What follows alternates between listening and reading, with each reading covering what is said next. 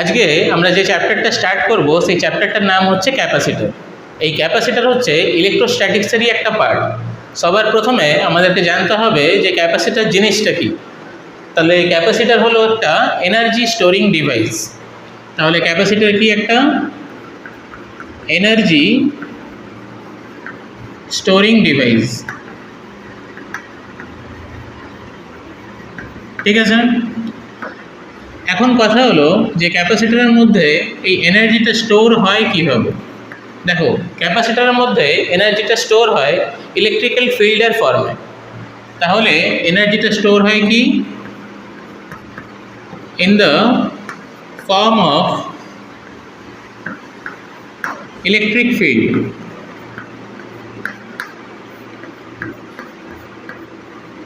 তাই তো, electric field কি কোয়ান্টিটি? ইলেকট্রিক ফিল্ড হচ্ছে একটা ভেক্টর কোয়ান্টিটি।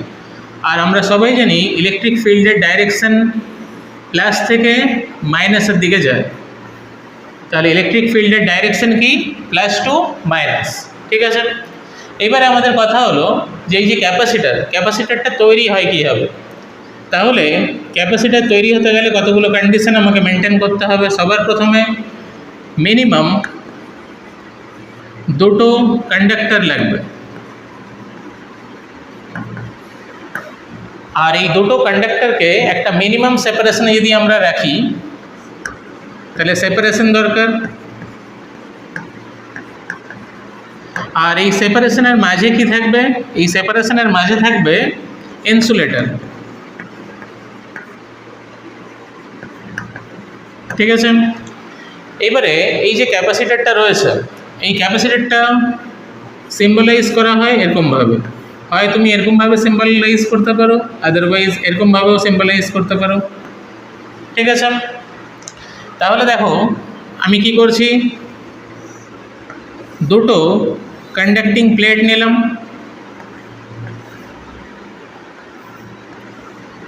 যাদের এরিয়া কত? এ। এটারও এরিয়া এ, এটারও এরিয়া এ। এদের মাঝে একটা ডিস্টেন্স রয়েছে, মানে দুটো প্লেটের মাঝের ডিস্টেন্স কত? ডি। সাপোজ ধরো এটা একটা প্লেট, এটা একটা প্লেট, তাহলে এদের মাঝের যে ডিস্টেন্স সেই ডিস্টেন্সটা হচ্ছে ডি। তাহলে দেখো সেপারেশনও হয়ে গেল, দুটো কন্ডাক্টরও নেওয়া হয়ে গেছে। এইবারে এই মাঝখানে কি রাখবো? ভ্যাকিউম বা এয়ার।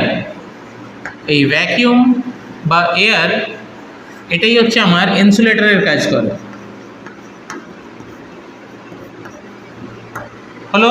এবারে সব থেকে লাস্ট যে কন্ডিশন, এই যে কন্ডাক্টিং যে প্লেটগুলো নিয়েছি সেটা ইকুয়াল অ্যান্ড অপোজিট চার্জ হতে হবে। মানে ধরো এটা যদি প্লাস চার্জ হয়,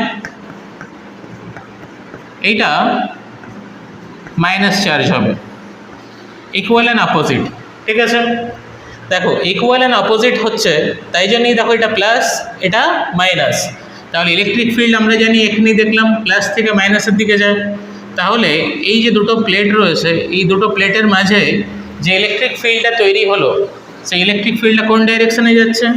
প্লাস থেকে মাইনাসের দিকে, ঠিক আছে। এই জায়গাটা ক্লিয়ার হলো। এবারে আমরা দেখব যে কত রকমের ক্যাপাসিটর হয়। দেখো, ফার্স্ট হয় parallel plate capacitor.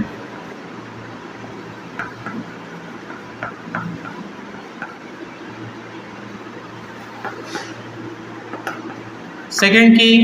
Spherical capacitor.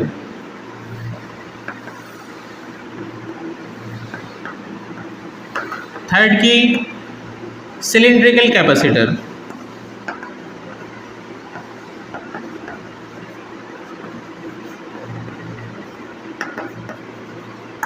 ঠিক আছে। এইবারে দেখো এই যে ক্যাপাসিটর রয়েছে, এই ক্যাপাসিটরকে আমরা কন্ডেন্সারও বলতে পারি।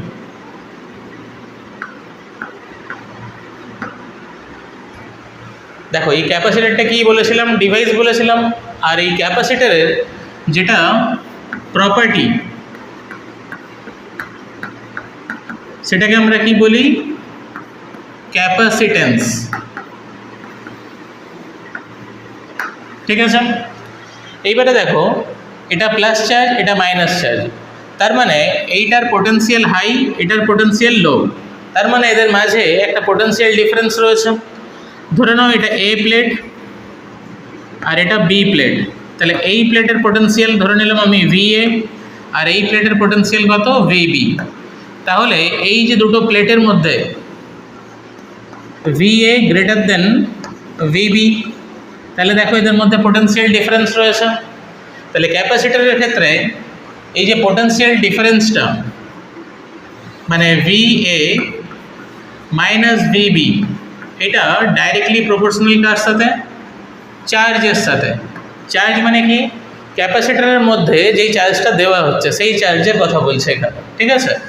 তাহলে আমরা জানি এই প্রপোর্শনাল সিম্বলটি যদি আমি উঠিয়ে দিই তাহলে একটা কনস্ট্যান্ট আসবে। তাহলে এখানে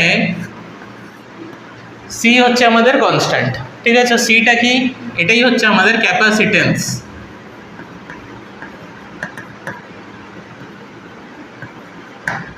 আর এটা কি? চার্জ। তাহলে দেখো আমাদের কাছে ফর্মুলা হয়ে গেল Q ইকুয়াল টু CV, ঠিক আছে? এবারে দেখো, তাহলে তোমাকে যদি বলে এই ক্যাপাসিটেন্সের ইউনিট কি, তাহলে C ইকুয়াল টু আমরা লিখতে পারি Q আপন ডেল V। তাহলে Q মানে কত? Q এর SI ইউনিট কত? মানে চার্জের SI ইউনিট হচ্ছে কুলম্ব, আর ভোল্টের মানে পোটেনশিয়াল ডিফারেন্সের ইউনিট হচ্ছে ভোল্ট। তাহলে কুলম্ব পার ভোল্ট এটাকে আমরা কি বলে থাকি? ফ্যারাড, এটাকে আমরা F দিয়ে ডিনোট করে থাকি, ঠিক আছে? যেমন ধরো 1 মাইক্রো ফ্যারাড মানে 10⁻⁻6 ফ্যারাড, ঠিক আছে? 1 মিলি ফ্যারাড মানে 10⁻⁻3 ফ্যারাড, 1 পিকো ফ্যারাড মানে 10⁻⁻12 ফ্যারাড। বোঝা গেল? এবারে আমরা এক্সপ্লেন করব। এইখানে দেখো আমরা বলেছিলাম যে ফোর্থ যে কন্ডিশনটা, যে এই যে দুটো প্লেট রয়েছে, প্লেটে কি equal and opposite charge introduced করতে হয়। তাহলে এটা ইকুয়াল অ্যান্ড অপোজিট হচ্ছে কি করে সেটা আমরা দেখবো এবারে, ঠিক আছে? দেখো, তাহলে pause the video and note it down. এবারে আমরা দেখব যে এই যে ক্যাপাসিটরের যে দুটো প্লেট রয়েছে, এই যে এখনই দেখালাম, এইটা হচ্ছে 3D ফিগার। এদের মাঝের ডিস্টেন্স কত? D। এটা প্লাস চার্জ আর এটা মাইনাস চার্জ, ঠিক আছে? বলেছিলাম ইকুয়াল অ্যান্ড অপোজিট চার্জ। এবারে কেন ইকুয়াল অ্যান্ড অপোজিট হয় সেটা দেখব।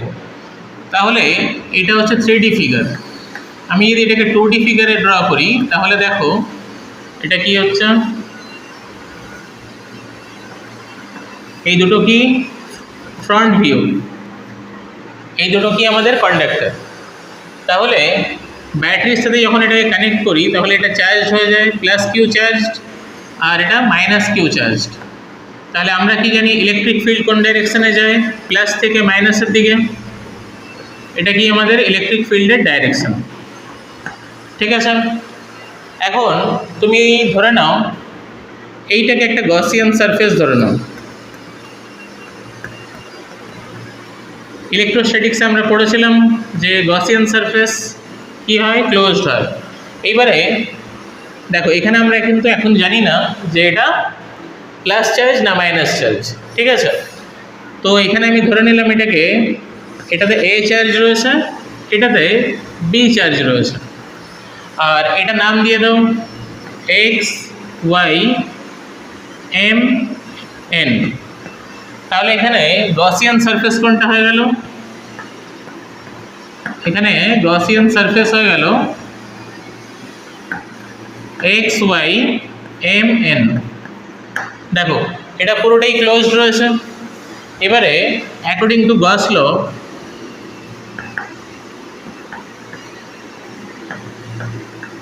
আমরা কি জানি যে টোটাল ফ্লাক্সটা কিউ আপন এপসাইলন নট হয়। কিউ ইন মানে কি? ইনসাইড দ্য গসিয়ান সারফেস, এর মধ্যে কতটা চার্জ রয়েছে। তাহলে সবার প্রথমে দেখো এই যে এক্স ওয়াই সারফেসটা নাও। দেখো এই যে সারফেসটা আমি নিচ্ছি প্রথমে এক্স ওয়াইটা, তাহলে এইটার এই সারফেসের এরিয়ার ডাইরেকশন কোন দিকে হবে? তাহলে এরিয়ার ডাইরেকশন হবে পারপেন্ডিকুলার, ঠিক আছে। আর ইলেকট্রিক ফিল্ডের ডাইরেকশন দেখো কোন দিকে? রাইট সাইডে। তাহলে এদের দুজনের মাঝে অ্যাঙ্গেল কত হচ্ছে? 90 ডিগ্রি, ঠিক আছে। আর ফ্লাক্সের আরেকটা ফর্মুলা আমরা কি জানি? E dot A.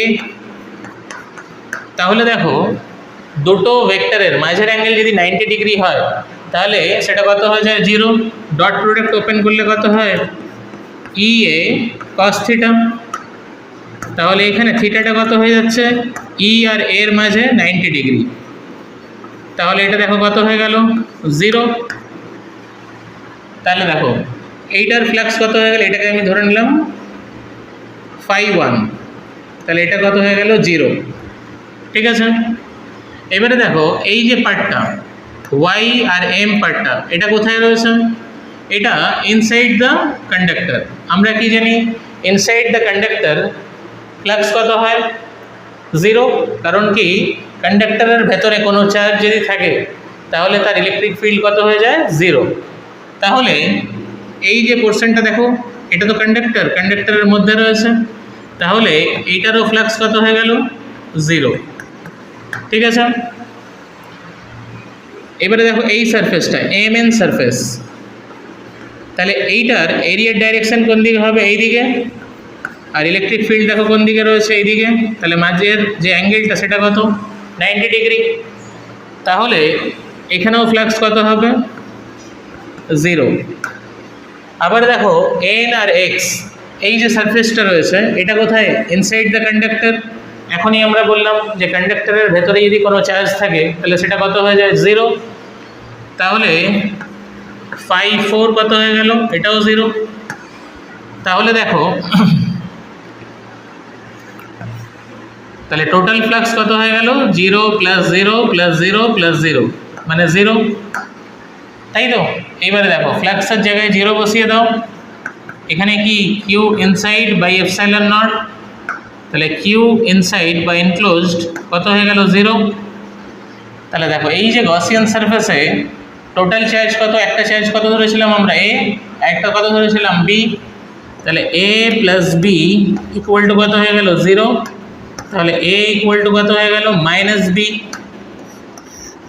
তাহলে দেখতে পাচ্ছ কেন ইকুয়াল অ্যান্ড অপোজিট হয়? এই কারণেই এটা প্লাস আর এটা মাইনাস হয়, মানে এখানে চার্জ ইনডিউসড হয়ে যায়, ঠিক আছে। বোঝা গেল তাহলে এই পার্টটা? ওকে, তাহলে ফার্স্ট পার্টটা বুঝে গেলে। নেক্সট পার্ট হচ্ছে প্যারালাল প্লেট ক্যাপাসিটর।